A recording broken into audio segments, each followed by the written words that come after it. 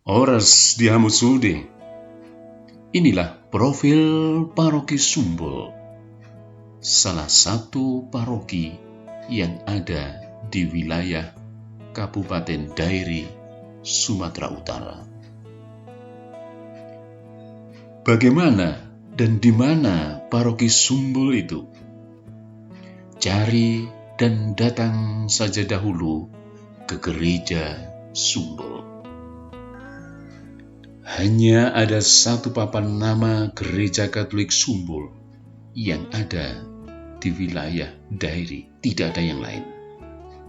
Dan kalau sudah menemukan, turun dan berjalanlah kaki. Jalan menanjak, tanda adanya kemauan dan usaha.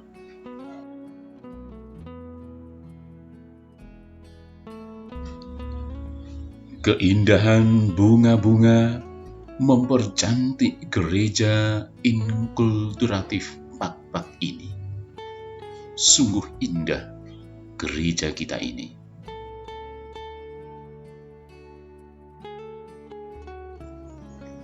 Bukan saja jalannya yang menanjak. Untuk memasuki gereja, kita pun harus melalui tangga. Gereja berada di lantai 2. Gereja tanpa bangku.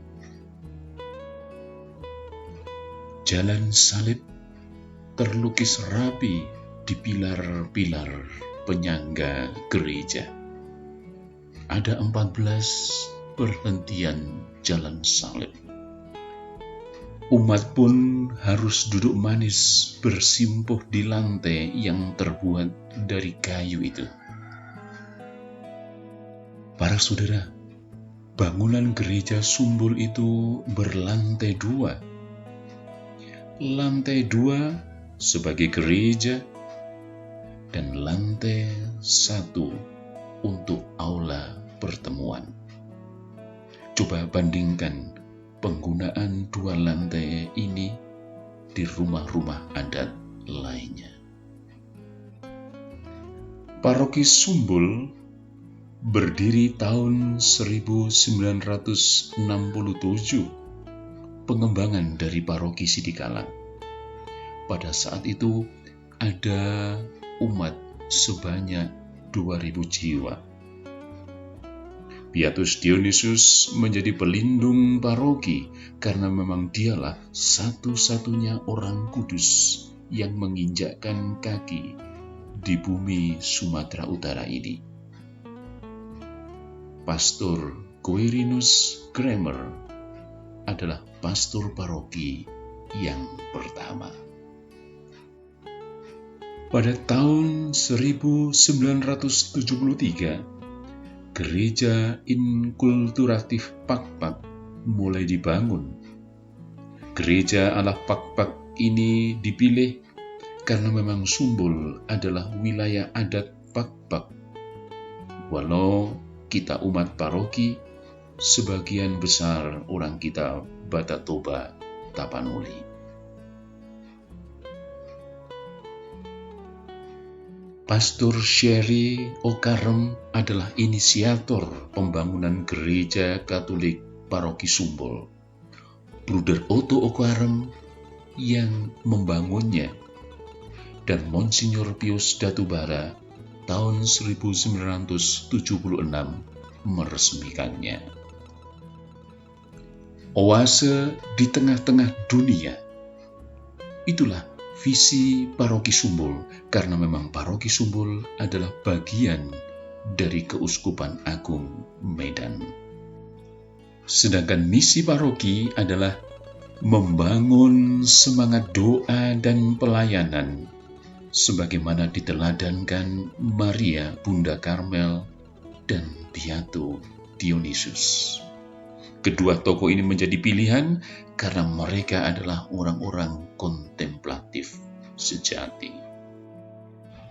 Sebagaimana tersurat dalam buku P2 DBP Paroki Sumbul, ada 3 warisan suci yang coba terus ditumbuh kembangkan. Pertama, Konsep Sipaha 5 selalu dipakai dalam setiap pesta panen, pesta Gutilon, pesta syukur atas penyertaan Tuhan dengan tetap sembari memohon perlindungannya di hari-hari mendatang. Meja Saginatolo mengingatkan umat beriman akan belas kasih Tuhan Tritunggal Maha Kudus. Kedua, pesta pelindung paroki ataupun stasi kembali mengajak umat beriman untuk selalu berani bersyukur dan bersyukur sembari mengingat teladan para kudus di dalam mewujudkan gereja yang satu, kudus, katolik, dan apostolik. Umat stasi diharapkan menampilkan profil masing-masing stasi, sehingga semakin terbukalah peranan umat beriman dalam hidup menggelar. Ketiga, aneka kebijakan paroki yang ditorehkan secara resmi. Ada aneka kebijakan tentunya menjabarkan visi dan misi paroki, sehingga pelayanan pastoral bukan berdasarkan niku, kataku, nimu, katamu, atau nina, katanya. Layanan pastoral hendaknya efektif dan tepat guna. Contohnya, siapa warga paroki? Warga paroki Sumbul adalah semua orang Katolik yang berdomisili di wilayah paroki Sumbul. Juga mereka anak-anak kita yang sedang mengajar pendidikan di luar wilayah paroki. Mereka yang telah pergi keluar dari paroki lebih dari 6 bulan, otomatis sudah bukan lagi warga paroki Sumbul. Sebaliknya, mereka yang sudah tinggal di paroki Sumbul minimal selama 6 bulan berhak mendapatkan layanan pastoral paroki. Contoh kedua, anak-anak kita yang mau menikah dan mereka berada di rantau, hendaknya meminta layanan penyelidikan kanonik dari paroki di tempat mereka berada. Sebab mereka adalah penggembara dan berhak mendapatkan layanan paroki di mana mereka berada. Saudara-saudariku, ada berapa umat paroki Dionysius Sumbul? Ada 18.400, dan data itulah yang terkirim ke keuskupan sebagaimana permintaan Universitas Atmajaya. Namun berdasarkan data Bidok, walaupun belum terinput semuanya, ternyata hanya ada 11.200 jiwa dalam 2.750 kakak.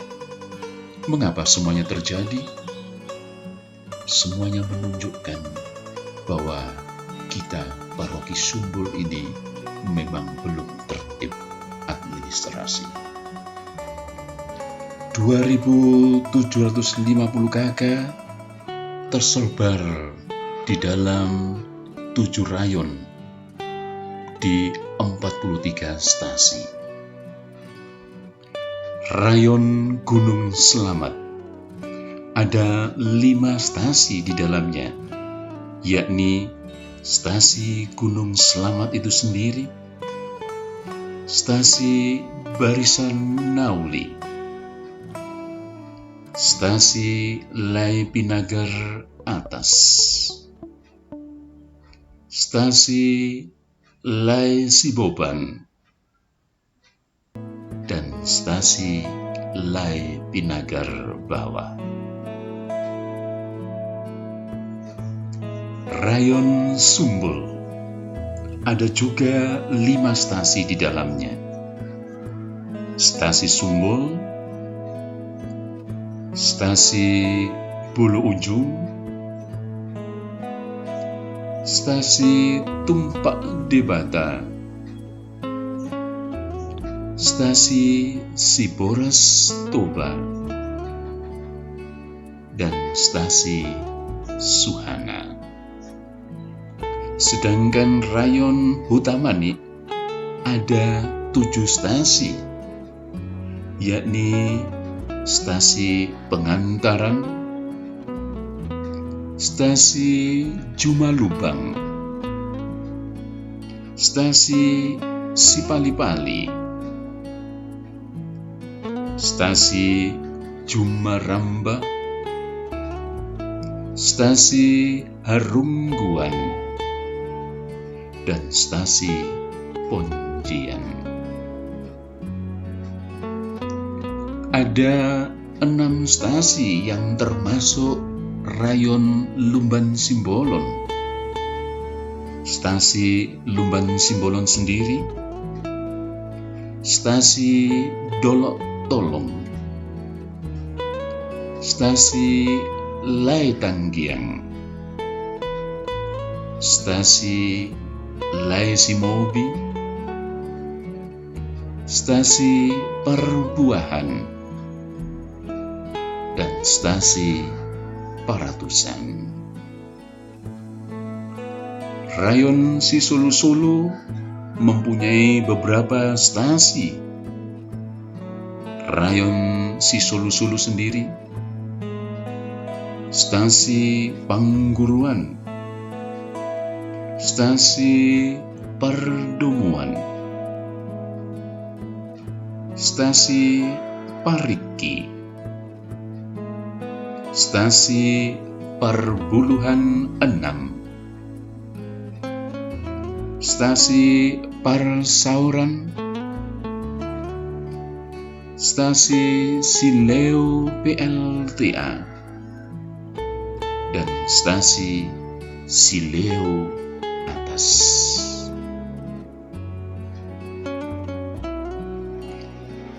Rayon 3 baru yang memang sepertinya siap juga mereka menjadi paroki tersendiri, yakni ada Stasi 3 baru, Stasi Hutagorat, Stasi Linggatengah, Stasi Linggaraja, Stasi Jumakanjil, Stasi Binanga, Stasi Hutai Baru, Stasi Langgasuha, Stasi Pispis,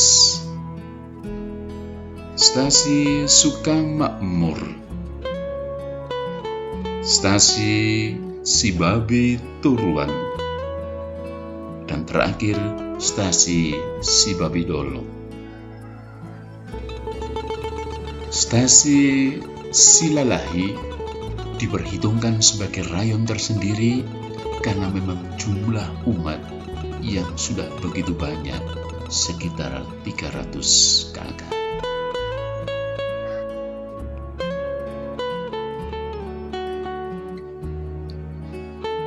Ada paroki Sumbul, tentunya ada juga pastoran Sumbul yang memang tempat para pastor tinggal. Pastoran Sumbul adalah komunitas para pastor. Ada Romo Gunawan, pastor kepala paroki. Ada Pastor Nampak Wijaya, pastor rekan. Pastoran adalah oase bagi kedua imam Karmelit ini. Di pastoran itulah mereka menghayati spiritualitas Karmel. Disitulah mereka menarik nafas, berdoa, makan, dan minum. Di kompleks pastoran itu ada sekretariat paroki, suatu kantor yang sederhana. Sekretariat paroki adalah pusat pelayanan pastoral minimal secara administratif. Tetapi di tempat itulah diputuskan pelbagai kebijakan paroki yang dibicarakan secara bersama-sama dalam pertemuan Dewan Pastoral Paroki, khususnya DPH. Saudara-saudariku, di dalam karya pastoral, kedua pastor kita dibantu oleh 8 orang anggota Dewan Pastoral Paroki Harian dan 10 orang ketua seksi. Selain ketua pastor paroki, ada Bapak Naibao sebagai pelaksana 1, Bapak Sagala sebagai pelaksana 2, Bapak Turnip sebagai sekretaris 1, dan Bapak Purba sekretaris 2. Ibu Buru Tamba sebagai bendahara 1 dan Ibu Eva sebagai bendahara 2. Bapak Nainggolan dan Bapak Situmorang, keduanya adalah sebagai anggota. Ke-10 seksi yang ada di Paroki Sumbul ialah seksi liturgi yang diketuai oleh Suster Buru Tanggang, seksi kitab suci dipimpin oleh Ibu Buru Malau, seksi katekese dikomandani oleh Ibu Buru Bakara, seksi pendidikan dipimpin oleh Bapak Turnip, seksi kepemudaan dikomandani oleh Bapak Sinaga, seksi keluarga dikoordinir oleh Pak Sutri, Bapak Bakara, dan Ibu Buru Pasaribu. Seksi PSE oleh Bapak Nainggolan. Seksi kesehatan diketuai oleh Bapak Ginting. Seksi komunikasi sosial Komsos diketuai Bapak Sitanggang, dan seksi hak hubungan antar agama dan kemasyarakatan oleh Bapak Ambarita. Masih banyak orang yang kurang berani memberi. Itulah kiranya jawaban kalau ada yang bertanya, mengapa di Paroki Sumbul hanya ada 8 anggota Dewan Pastoral Harian dan 10 ketua seksi. Para saudara, kendati demikian, umat Paroki Sumbul tetap bersemangat, tetap menunjukkan sebagai gerejanya yang satu, kudus, Katolik, dan Apostolik. Aneka pertemuan rutin seperti sermon rayon, pesta panen, pertemuan asmika, OMK, PIK ataupun PAK, pertemuan guru-guru, pertemuan APP di bulan Prapaskah, perayaan Krisma, dan juga pendalaman kitab suci di bulan September tetap dilaksanakan dengan penuh semangat. Semuanya program rutin, tetapi sungguh-sungguh semakin menyatukan umat beriman. Secara istimewa, di tahun 2021 nanti, Fokus pastoral Paroki Sumbul ialah katekese tentang liturgi Ekaristi, tentang sakramen taubat dan keluhuran kerja. Liturgi Ekaristi mengandaikan dan mengajak semua orang ambil bagian secara aktif di dalam setiap misa kudus, supaya mereka sungguh-sungguh merajakan perjamuan bersama Yesus. Ekaristi adalah perjamuan bersama Yesus Kristus. Demikian pula sakramen tobat. Umat beriman diajak menyadari bahwa hanya pada Tuhanlah kita beroleh belas kasihan, dan hanya pada Dialah kita merunduk dan menyadari segala keterbatasan, kelemahan, dan dosa kita. Dan yang terakhir tentang keluhuran kerja, umat pun akan diingatkan bahwa bekerja berarti ambil karya penyempurnaan dunia ini bersama Tuhan. Satu hal lagi yang memang bukan tugas gereja Katolik ataupun sebagai kewajiban paroki, tetapi yang kiranya menjadi perhatian utama di dalam karya pastoral agar paroki selalu mengingatkan umatnya, yakni agar setiap orang mempunyai akte kelahiran dan akte perkawinan bagi mereka yang sudah berkeluarga. Sebab tak jarang banyak keluarga yang tidak mempunyai akte kelahiran ataupun akte perkawinan. Kedua, gereja mengusahakan sertifikasi lahan-lahan gereja yang ada di stasi, yang semuanya ini menjaga segala kemungkinan yang akan terjadi kelak. Dan seturut anjuran Presiden, sertifikasi pertapaan rumah-rumah ibadat harus segera dilakukan. Ketiga, umat diajak untuk berlatih sebagai donor darah, karena memang sangat membantu bagi mereka yang betul-betul membutuhkan uluran tangan.